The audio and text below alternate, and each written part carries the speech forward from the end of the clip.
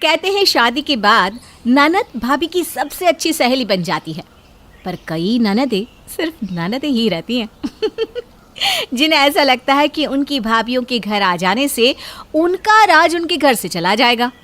पिंकी अपने परिवार की सबसे लाडली बेटी थी। दोनों भाइयों में एक अकेली बहन, जिसकी हर बात पूरा परिवार और उसके भाई सर आंखों पर रखते थे। पर उसे अब डर लगने लगा था, क्योंकि उसके दोनों भाइयों की शादी होने वाली थी। हाँ बहन जी, मैंने सोचा अब दोनों बेटों की शादी साथ ही कर देते हैं।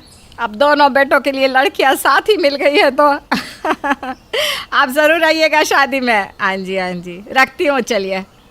अरे पिंकी तो तैयार हुई या नहीं? 2 दिन बाद तेरे भाइयों की शादी है। क्या ज़रूरत है दोनों की शादी एक साथ करवाने की?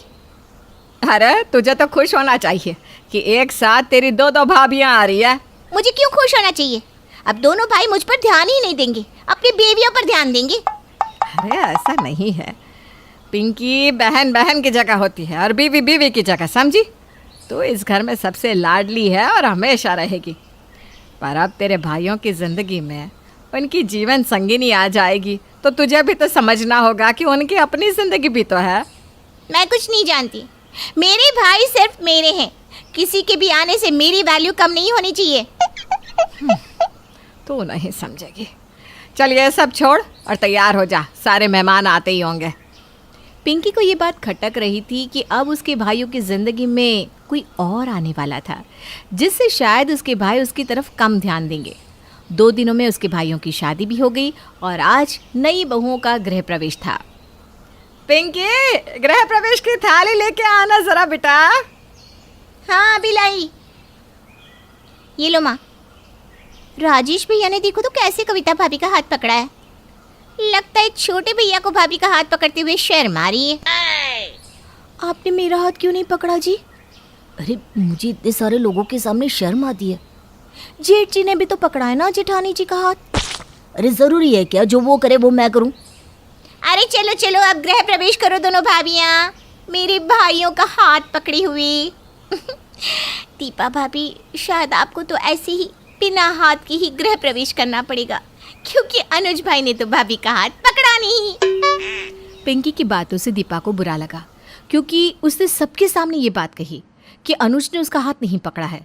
और इस बात को लेकर रात को दीपा और अनुज में बहस शुरू हो गई। अरे अब मुझे नहीं पसंद सबके सामने ये सब करना, तो मैं क्या करूं? मेरा मन रखने के लिए ही आप ये सब कर देते। मुझसे नहीं होता ये सब, मैं पहले ही बता दे रहा हूँ। ठीक है, जैसी आपकी मर्जी। पिंकी के इतना ज़्यादा बोलने की वजह से दीपा और अनुज में पहली रात को ही झगड़ा हो गया। दूसरी सुबह दोनों बहुएं सज धज के अपनी पहली रसोई के लिए आती हैं। अरे वाह, दोनों भाभियाँ तो बहुत सुंदर लग रही हैं। पर ना दीपा भाभी ज़्यादा सुंदर लग रही है। आपने तो बहुत खूबसूरत साड़ी पहनी है भाभी। Thank you Pinky. हाँ सच में, आप ना कमाल की लग रही हैं। मैं भी तो कम सुंदर नहीं हूँ, ये तो मुझे किसी भी एंगल से ज़्यादा सुंदर नहीं लग रही। तो आज आप क्या बना रही है दोनों? मैंने सुना है आप दोनों बहुत अच्छा खाना बना लेती हैं। चलिए आज देखते कौन सबसे ज़्यादा अच्छा खाना बनाता है। जो सबसे अच्छा खाना बनाएगा वही मेरे भाइयों के दिल पर राज करेगा। वो तो मैं ही करूँगी, चाहे कुछ भी हो जाए। इस बार मैं भाभी को जीतने नहीं दूंगी। तो चलिए दोनों हो जाइए शुरू, फिर देखते हैं कौन जीतता है। पिंकी के उकसाने पर दोनों बहुएं रसोई में एक दूसरे से जैसे कंपटीशन में लग गई।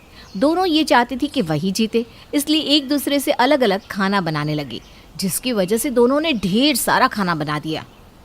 अरे ये क्या है, इतना सारा खाना? ये हमारे घर के लिए बनाया है या पूरे मोहल्ले के लिए? और तुम दोनों ने सब कुछ अलग अलग क्यों बनाया? साथ में बनाती तो वक्त भी कम लगता और इतना सारा खाना भी नहीं बनता। माँ जी, ये सब मैंने बनाया है, अब खा के देखिए ना। माँ जी आप ये खाइए, ये सारे पकवान मैंने बनाए हैं। हाँ हाँ ठीक है, यहाँ कोई कंपटीशन थोड़ी ना है जो तुम दोनों इतना सब कर रही हो। वो बात तो है माँ जी, पर मुझे लगता है कि मैंने ज़्यादा अच्छा खाना बनाया है। आप ऐसा कैसे कह सकती हैं? मैंने इतने सारे पकवान बनाए हैं। अरे अब बस करो, दोनों ने अच्छे अच्छे पकवान बनाए, दोनों बेस्ट हो। बस पर कल से एक साथ मिलके खाना बनाना, ठीक है? पिंकी की यही कोशिश रहती कि वो दोनों भाभीियों के बीच और उनके पतियों के बीच में फूट डलवा सके, जिससे दोनों भाई हमेशा उस पर ही ध्यान दे। अरे वाह भाई, आप क्या लाए हैं? मैं आज सबके लिए आइसक्रीम लाया हूँ। ये ले, ये तेरी फेवरेट। और दीपा, ये तुम्हारी फेवरेट आइसक्रीम। तुम्हें ये फ्लेवर पसंद है ना? अरे वाह भाभी, देखिए मेरा भाई आपका कितना ध्यान रखता है। और एक आप है, आपको तो ये भी नहीं पता कि मेरे भाई को ये सब्जी बिल्कुल पसंद नहीं। हाँ, अब ऐसी बात नहीं है, वो बस ना मेरे ध्यान से निकल गया। मैं अभी और कुछ बना कर लाती हूँ। रहने दो, अब मुझे भूख नहीं है। अरे पर सुनिए तो। अनुज नाराज होकर अंदर चला जाता है। पति चाहे कुछ भी कर ले, पत्नियों को उनकी कदर नहीं होती। हम पत्नियां भी आपके लिए कम नहीं करती हैं। भाभी, आप मेरे भाई से कैसे बात कर रही हैं? आपको पता है उनसे इस घर में ऐसे कोई बात नहीं करता। ये हम पति पत्नी के बीच की बात है, तुम बीच में मत बोलो। हाँ हाँ, मैं होती कौन हूँ बोलने वाली। तुम मेरी बहन से ऐसा बात नहीं कर सकती। उसने क्या गलत कहा? पिंकी की दखलंदाजी उनके भाइयों के मामले में बढ़ती जा रही थी, जिसका असर उनके रिश्तों पर पड़ रहा था। यहाँ तक कि देवरानी जिठानी भी आपस में अब ठीक से बात नहीं करती थी। पर इन सब की खनक कमला को लग गई थी। ये पिंकी की वजह से ही सारे घर का माहौल खराब हो रहा है, कुछ तो करना होगा। कमला को पिंकी के इरादों का अंदाज़ा तो लग चुका था, इसलिए अब उसने सोचा कि उसे समझाने से कोई फ़ायदा नहीं। उसे एहसास करवाना होगा कि वो गलत है, पर कैसे, वो अभी तक कमला को समझ में नहीं आ रहा था। ऐसे ही कुछ दिन गुजर गए और एक सुबह फ़ोन बजता है। हेलो, अरे बुआ जी, कैसे हैं आप? हम तो ठीक है, तुम कैसी हो? हमारे भैया कैसे हैं? पापा बिल्कुल ठीक है बुआ जी। आप बताइए, आपने कैसे फ़ोन किया? क्या करे, तुम्हारी माँ को तो फुर्सत ही नहीं कि ननद को एक फ़ोन ही कर ले। पता नहीं क्या ही करती रहती है पूरा दिन। अरे बुआ जी, ये सब बिल्कुल नहीं है।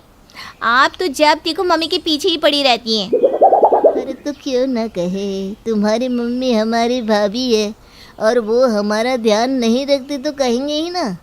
पहले हमारे भैया के लिए हम ही थे बस, पर तुम्हारी मम्मी के आने से उन्होंने हमारी जगह ले ली। आपको किसने कहा हमारी मम्मी ने आपकी जगह ले ली? उन्होंने तो कभी आपके और पापा के बीच में आने की कोशिश नहीं की, उल्टा आप ही हमेशा मम्मी और पापा के बीच आती रहती हैं। अच्छा, तो जो गलती हम करते थे वो अब तुम क्यों कर रही हो? क्या? हमने आज तुम्हें इसीलिए फ़ोन किया क्योंकि तुम्हारी मम्मी ने हमको बताया कि तुम भी हमारी ही तरह गलती कर रही हो। हम भी अपनी नादानी में ऐसे ही तुम्हारे मम्मी पापा के बीच में आया करते थे, पर जब हमें एहसास हुआ ना कि हम गलत हैं, तो तुम्हारी मम्मी और मैं पक्की सहेलियां बन गई। देखो पिंकी, बहन और बेटी तो हमेशा ही घर की लाडली रहती हैं, पर इसका मतलब ये नहीं कि जो अपना सब कुछ छोड़कर तुम्हारे घर आई है, हम उनसे ही ठीक से बर्ताव ना करें, हैं? इससे तुम्हारे भाई और घर का ही नुकसान होता रहेगा। अब मुझे आशा है कि तुम्हें बात समझ में आ गई होगी, आई ना? जी बुआ जी, हम समझ गए। आज के बाद हम ऐसा कुछ नहीं करेंगे जिससे भाभीयों को तकलीफ़ हो या उनके बीच झगड़े हो। ये हुई ना बात। कमला ने अपनी ननद के द्वारा पिंकी को उसकी गलती का एहसास करवाया और पिंकी समझ भी गई। उसके बाद उसने ऐसा कुछ नहीं किया जिससे घर घर नहीं बल्कि सब्जी मंडी लगने लगे, जहाँ हर कोई बस एक दूसरे से लड़ता झगड़ता रहता है। एक बार की बात है, किसी शहर में शीला नाम की एक लड़की रहती थी। अभी कुछ दिनों पहले ही शीला की शादी करण नाम के लड़के से हुई थी। शीला के पिता ने दहेज में उसे एसी दिया था।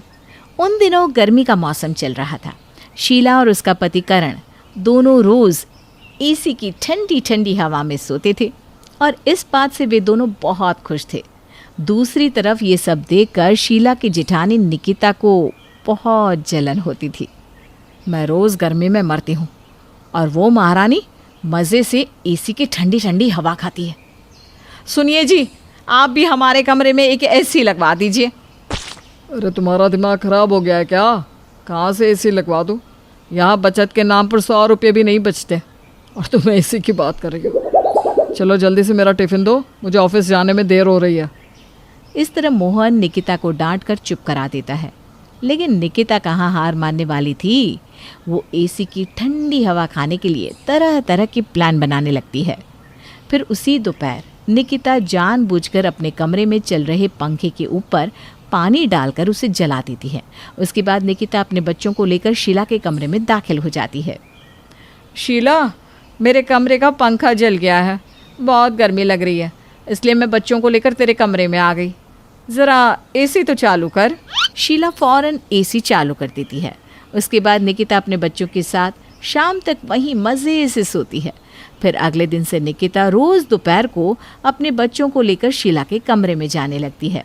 दूसरी तरफ निकिता की देखा देखी उनकी सास कांता भी अपने पति जगमोहन के साथ शीला के कमरे में सोने लगती है। ये सब देखकर शीला को मन ही मन बहुत गुस्सा आता है, लेकिन वो चाहकर भी कुछ नहीं कर पाती। अरे ये सब क्या है? ये सभी लोग हर दोपहर मेरे कमरे में आ जाते हैं। इनकी वजह से मैं अपने फेवरेट टीवी सीरियल भी नहीं देख पाती। लेकिन क्या करूं? अगर मैंने कुछ कहा तो सभी लोग नाराज़ हो जाएंगी। ऊपर से मेरे पति भी मुझे भला बुरा कहेंगी।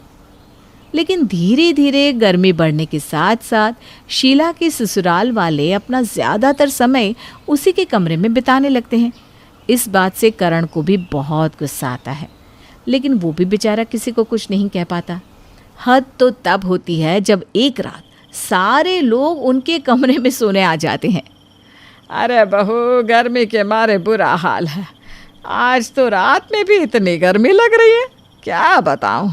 मैं और तेरे बाबूजी यहीं सोएंगे। तभी निकिता भी अपने पति और बच्चों के साथ वहाँ आ जाती है। हमसे बिना गर्मी बर्दाश्त नहीं हो रही, हम सब भी यहीं सोएंगे। शीला और करण दोनों मन मारकर हामी भर देते हैं। इसी तरह एसी की वजह से दोनों पति पत्नी की गृहस्थी काफ़ी उथल पुथल हो जाती है। करण, हम दोनों की शादी हुए अभी 1 महीना भी नहीं हुआ और हमारे घर वाले दिन रात हमारे ही कमरे में पड़े रहते हैं। हम दोनों को तो ज़रा भी समय नहीं मिलता कि हम दोनों बैठकर कुछ बातें कर सके। तुम सही कहती हो, ये बात तो इन लोगों को समझनी चाहिए। लेकिन हम करें भी तो क्या करें? अगर किसी को कुछ कहा तो सभी लोग मुंह फुला लेंगे। अब जैसा चल रहा है चलने दो। दोनों ने 2 मिनट ही बात की थी कि तभी वहाँ निकिता के साथ साथ उसके बच्चे खाना लेकर कमरे में आ जाते हैं। एसी की ठंडी ठंडी हवा में बैठकर खाना खाने का मज़ा ही कुछ और है। चाची, आज थोड़ी हवा कम लग रही है, ज़रा एसी तेज करिए ना। हाँ बेटा, अभी करती हूँ। शीला रिमोट उठाकर बटन दबाने लगती है। दूसरी तरफ करण मुंह बनाकर वहाँ से चला जाता है। इसी तरह कुछ दिन बीत जाते हैं। फिर एक दिन शीला की माँ ममता उससे मिलने घर आती है। घर के सभी लोगों को शीला के कमरे में देखकर ममता की आंखें फटी की फटी रह जाती है। ममता शीला को धीरे से दूसरे कमरे में ले जाकर उससे बात करने लगती है। ये सब क्या है बेटा? तेरे ससुराल वाले तेरे कमरे में क्यों हैं? सबने अपना अपना बिस्तर भी लगा रखा है। आखिर ये सब क्या है? अब क्या बताऊँ मम्मी, ये सब तुम्हारे दिए हुए एसी की वजह से हो रहा है। ये सभी लोग एसी की ठंडी हवा खाने के लिए 24 घंटे मेरे कमरे में ही पड़े रहते हैं।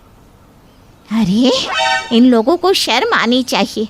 अभी अभी तेरी शादी हुई है, तुम दोनों पति पत्नी को थोड़ा समय तो देना चाहिए ना। इनमें ज़रा भी अकल नहीं है। मैं और करण भी यही सोचते हैं, लेकिन बड़ों का लिहाज करते हुए हम उन्हें कुछ कहते नहीं। मैंने 1-1 रुपया बचाकर एसी खरीदा था ताकि मेरी बेटी को गर्मी में ठंडी हवा मिले, लेकिन यहाँ तो ये लोग एसी के मज़े ले रहे हैं। तो चिंता मत कर बेटा, इन सब की अक्ल ठिकाने लगा दूंगी। बस मैं जैसा कहती हूँ तो वैसा करना। उसके बाद ममता शीला को अपना प्लान बताकर वहाँ से चली जाती है। शाम को जब करण घर आता है तो शीला उसे अपनी माँ का बताया हुआ प्लान बताती है। हाँ शीला, ये तरकीब ज़रूर काम करेगी। फिर कुछ दिनों बाद घर पर बिजली का बिल आता है। बिजली का बिल पूरे 50,000 रुपये का था। ये देखकर घर के सभी लोगों के होश उड़ जाते हैं। हे भगवान, इतना ज़्यादा बिल! लगता है बिजली वालों से कोई गलती हो गई है जो उन्होंने हमारे घर 50,000 रुपये का बिल भेज दिया। दीदी, किसी से कोई गलती नहीं हुई। ये बिल एसी की वजह से आया है। अब हर महीने इसी तरह का बिल आएगा। अरे नहीं नहीं, ये एसी तो हमें सड़क पर ले आएगा। आखिर इतना बड़ा बिल कौन भरेगा? हाँ, ये बिल भरने की हिम्मत मेरी तो नहीं है। लेकिन अगर एसी चलेगा तो बिल तो आएगा ही, और हम सबको बिल तो मिलकर ही भरना पड़ेगा ना। देख शीला, मुझे माफ़ कर दे, मैं बिल के पैसे नहीं देने वाली। तेरा एसी तुझे मुबारक। तो इसका मतलब आज के बाद आप एसी में नहीं सोओगी? अरे नहीं नहीं, आज के बाद मैं एसी से 10 कोस दूर रहूँगी। मुझे नहीं चाहिए ऐसा एसी जो हमारा दिवाला ही निकाल दे। हाँ बहू, मुझे भी ना तेरा एसी कोई खास पसंद नहीं आया। मैं अपने कमरे में चुपचाप पड़ी रहूँगी। मुझे एसी की इतनी महंगी हवा नहीं खानी। अब तू ही करण से बोलकर बिजली का बिल भरवा लेना, क्योंकि ये तेरा एसी है ना। ठीक है, मैं आप लोगों पर कोई दबाव तो नहीं बनाऊंगी।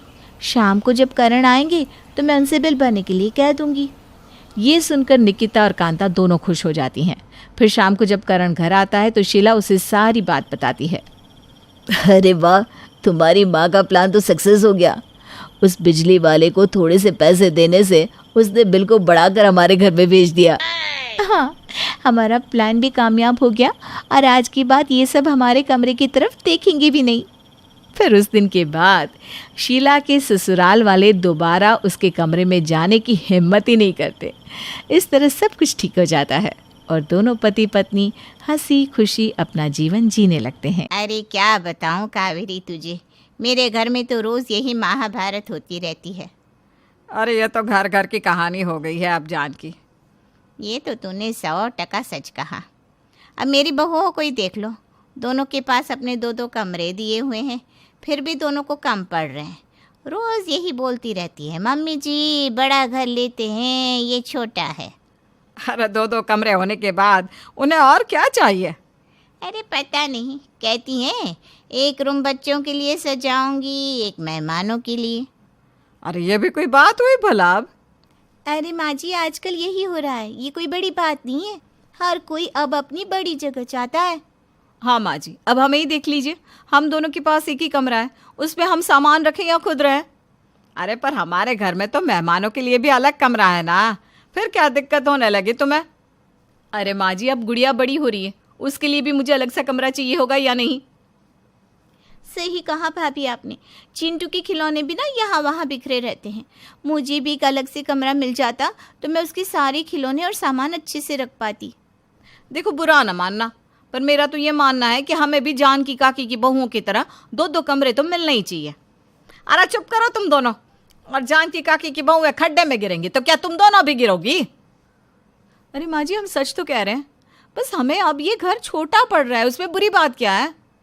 हाँ माँ जी, कितना सामान है, कितने खिलौने हैं बच्चों के, उनके लिए अलग कमरा चाहिए होगा ना, और मेहमानों के लिए अलग कमरा चाहिए। अरे जानकी, तेरी बात सुन के देख ये दोनों कैसे बात कर रही है। मुझे लगता है मुझे चलना चाहिए अब। हाँ हाँ, आग लगा के अब अपने घर को जा रही है। तो माँ जी, क्या सोचा आपने, कैसे करेंगे ये सब? अरे चुप करो तुम दोनों, किसी को कुछ नहीं मिलने वाला। इतने बड़े कमरे हैं ना तुम्हारे पास, जाओ काम पर लग जाओ। अरे माँ जी, पर मैंने कहा ना जाओ, इस बारे में कुछ बात नहीं करनी मुझे। जानकी काकी के बहुओं की 2 कमरों वाली बात सुनकर आरती और वर्षा भी अब 2-2 कमरों की बात करने लगी थी, जिससे कावेरी बहुत परेशान हो गई थी। पता नहीं क्या क्या सोचती रहती है ये दोनों दिन भर। 2 कमरे बनवा दीजिए, आंगन का हिस्सा तोड़वा कर ये कर दीजिए, वो कर दीजिए। पता नहीं आजकल की लड़कियों को क्या हो गया है। हमारे ज़माने में तो हम एक कमरे में रह लेते थे और रसोई भी कर लेते थे। अरे क्या हुआ माँ, अकेले अकेले क्या बड़बड़ा रही हो? हाँ, और इतने गुस्से में किससे बात कर रही हो? तुम दोनों की पत्नियों के बारे में बोल रही हूँ। और कौन होगा जो मेरा इस तरह खून जलाएगा? आरती और वर्षा, क्या किया माँ उन दोनों ने? कुछ कहा क्या तुमसे उन दोनों ने? अरे कहा क्या, दोनों मेरा खून पी गई है सुबह से। पर हुआ क्या है माँ? अरे सुबह हमारी पड़ोसन जानकी आई थी, तुम दोनों की पत्नियों ने उसे कहते सुन लिया कि मेरी बहुओं के पास तो 2-2 कमरे हैं। बस फिर क्या है, सुबह से कह रही है मुझे, माँ जी हमें भी 2 कमरे चाहिए, हमें भी जगह चाहिए वगैरह। ये दोनों भी ना बस किसी की भी बातों में आ जाती है। हम किसी की बातों में आकर नहीं कह रहे हैं, हमें सच में बड़ी जगह चाहिए। ये घर कितना छोटा पड़ रहा है। हाँ सच में, अब बच्चे बड़े हो रहे हैं, उनका सामान भी तो रखना है ना। इसीलिए हम कह रहे थे कि क्यों ना हम आंगन को तुड़वा कर वहाँ 2 और कमरे बनवा लें। अरे पर उसकी ज़रूरत क्या है, तुम दोनों के पास इतने बड़े कमरे तो हैं। और नहीं तो क्या, क्यों फिजूल की जिद कर रही हो? क्या करोगी इतनी बड़ी जगह का आखिर तुम दोनों? अरे क्या करेंगी का क्या मतलब है? बच्चों का सामान रखेंगी, उनके लिए कमरा सजाएंगी। कभी ज़्यादा मेहमान आ जाते हैं तो कितनी दिक्कत हो जाती है, कभी सोचा है आपने? हाँ, अगले महीने ही जोधपुर वाले फूफा जी और बुआ जी अपने बहू बेटे पोते पोतियों के साथ आई थी। हम सबको उन्हें अपने कमरे देने पड़े थे। अब जगह ज़्यादा होती तो हम सब आराम से रह पाते ना। अरे पर वो लोग तो कभी कभी आते हैं, उन दोनों का तुम दोनों के कमरों से क्या लेना देना? इतना बड़ा घर है, फिर भी तुम दोनों को तुम्हारा ससुराल छोटा पड़ रहा है। देखो ये फिजूल की जिद छोड़ दो तुम दोनों। हाँ, और इस बात को यहीं ख़त्म कर दो। जाओ खाना परोसो अब। हाँ, हमारी बात का तो कोई मूल्य ही नहीं है ना, हम तो बस यहाँ खाना बनाने के लिए हैं। क्यों सुनेगा कोई हमारी बात? हे भगवान, कहाँ इनके दिमाग में घुस गया है कि इनका ससुराल छोटा पड़ रहा है। आरती और वर्षा के दिमाग में ये बात घर कर गई थी कि उनका ससुराल छोटा है और अब उन्हें अलग से कमरे चाहिए थे, जो कावेरी और उनके पति बिल्कुल भी नहीं मान रहे थे। ये लोग तो हमारी बात मानने को तैयार ही नहीं है। सोचा था सबको मना लेंगे, लेकिन ये लोग तो हमारी बात सुन भी नहीं रहे। पर कोई ना कोई रास्ता तो ढूंढना ही होगा, अगर हमें 2 कमरे चाहिए तो। पर भाभी क्या करेंगे ऐसा?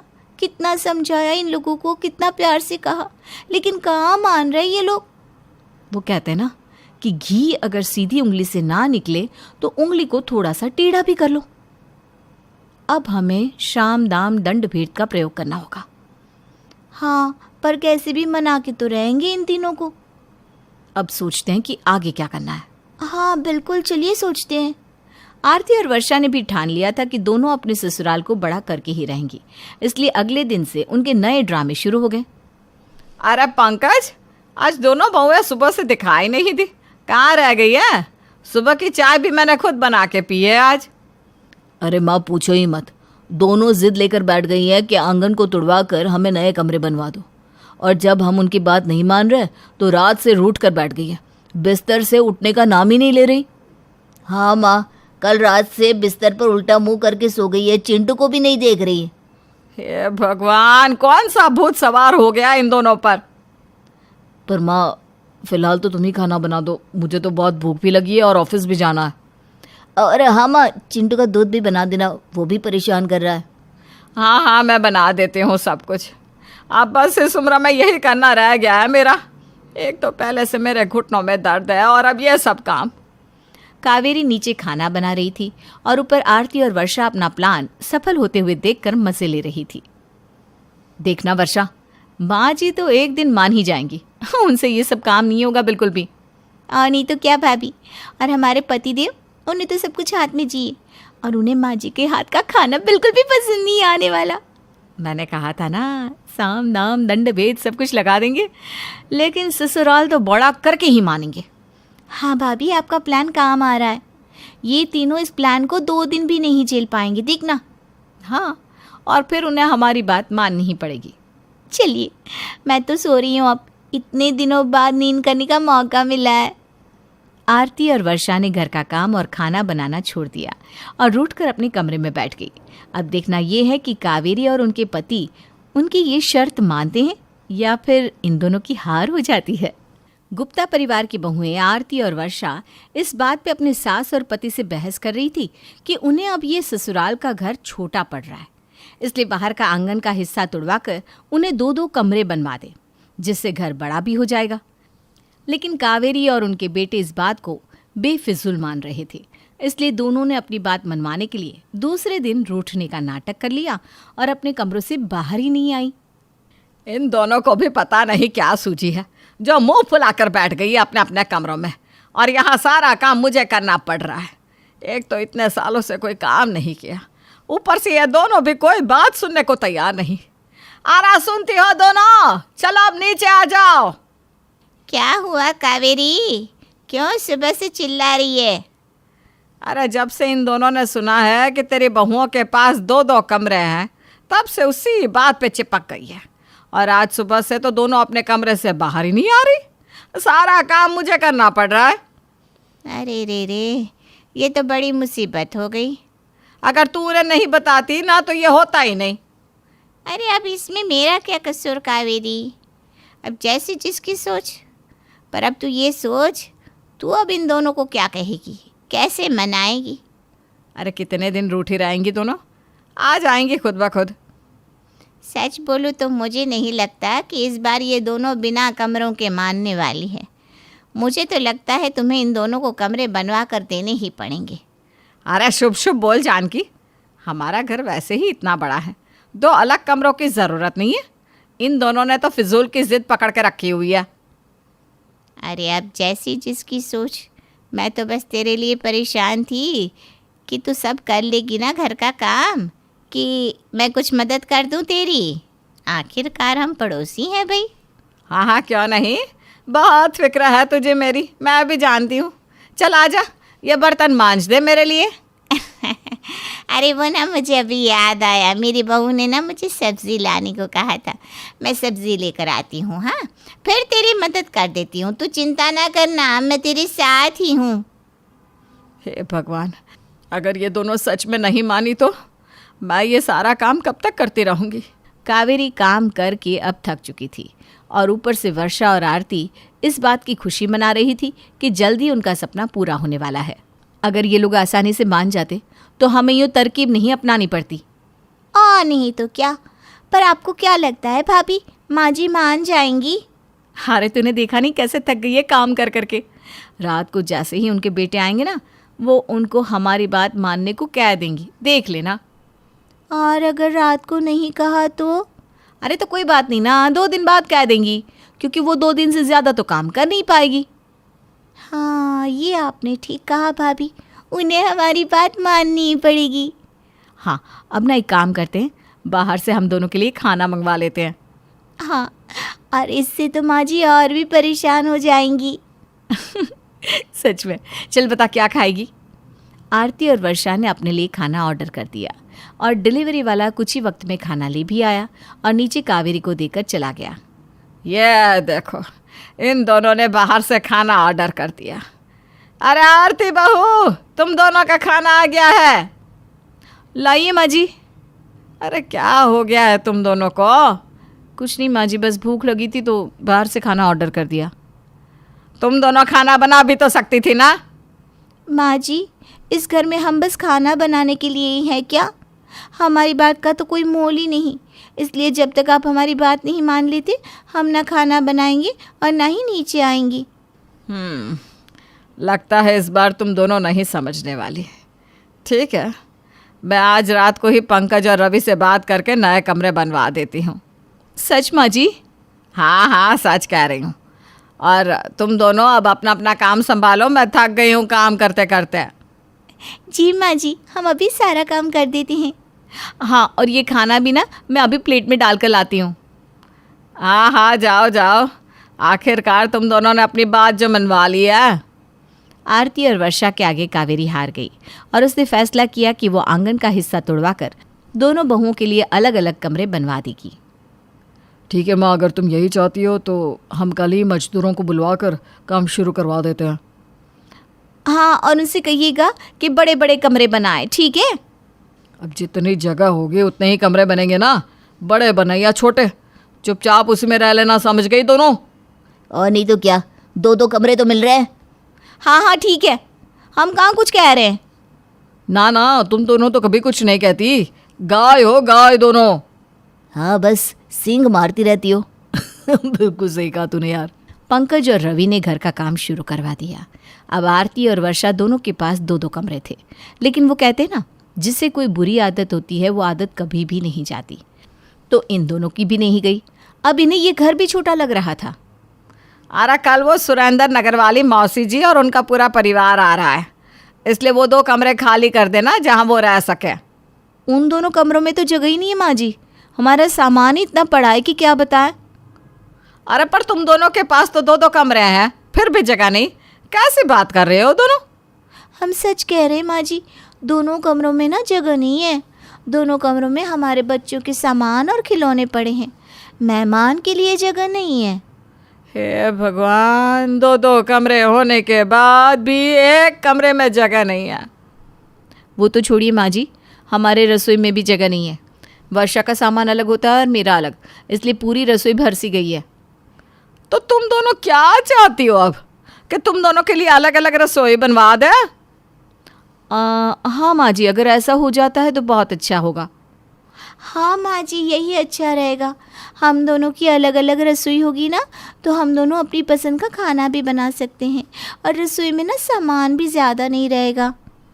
तुम दोनों को इतने बड़े दो दो कमरे दिए हैं, फिर भी तुम्हें अपना ससुराल छोटा लग रहा है? माँ जी, अब परिवार बढ़ेगा तो घर तो छोटा पड़ेगा ही ना। अब गुड़िया भी बड़ी हो गई है, अब उसे भी तो अपना सामान रखने के लिए अलमारी और कमरा चाहिए होता है, इसलिए मेरे पास तो बस वही एक कमरा बचता है। और माँ जी, आप तो जानती हैं ना, चिंटू के खिलौने सारे बिखरे पड़े रहते हैं, इसलिए मेरा दूसरा कमरा तो बस खिलौनों से ही भरा रहता है। ठीक है, मैं इस बारे में कुछ सोचती हूँ और रात को पंकज और रवि से बात करती हूँ। कावेरी ने दिन भर इस बात के बारे में सोचा और रात को पंकज और रवि से बात करने लगी। मैंने ये सोचा है कि अब तुम दोनों के पास अपने अपने कमरे और रसोई होनी चाहिए।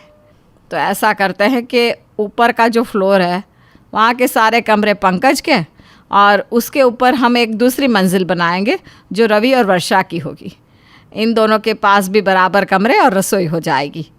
हाँ माँ जी, ये सही बात है। इससे हम दोनों के पास बड़ा सा घर भी होगा और दिक्कत भी नहीं होगी। तुम लोगों का कोई भरोसा नहीं है। तुम लोगों को एक पूरा बंगलो भी दे दिया जाए ना तो भी छोटा ही लगता है। हाँ, ये बात तुम दोनों ने सही कही। इन दोनों को तो अपना ससुराल छोटा ही लगता है हमेशा। खैर छोड़ो अब इन बातों को। पंकज और रवि, तुम दोनों कल से ही इन दोनों मंजिलों पर काम करवाना शुरू कर दो। ठीक है माँ। आरती और वर्षा के पास अब अपनी अपनी एक मंजिल थी, जहाँ दोनों के पास कमरे और रसोई अलग अलग थी। पर रुकिए उन दोनों को अब ये सेक्शन भी छोटा लग रहा था। हाँ, तुमने सही सुना है जानकी। मैंने अपनी बहुओं को एक एक मंजिल दे दी है। अब तो दोनों के पास अपने अपने कमरे और रसोई है। अरे तेरे ऐसे करने से अब मेरे घर में भी महाभारत शुरू हो गई है। अब मेरी बहुएं भी मुझसे एक एक मंजिल मांग रही हैं। यही होता है कर्मों का फल। क्या क्या कहा तूने? अरे कुछ नहीं, मैं तो बस ये कह रही थी कि जैसी जिसकी सोच, अब इसमें मैं क्या कर सकती हूँ भला। अब तो तुम्हारी दोनों बहुओं के पास बड़ा घर हो गया है। अरे कहाँ काकी, एक मंजिल होने के बाद भी मेहमान आते हैं तो जगह ही नहीं बचती। और नहीं तो क्या, सारा सामान यूं ही फैला हुआ है। एक और कमरा होता तो। हे भगवान। कावेरी और जानकी आरती और वर्षा की बातों को सुनकर बेहोश हो जाती है। और होती भी क्यों ना, इन दोनों की बहुओं को तो अपना ससुराल अभी भी छोटा ही लग रहा था।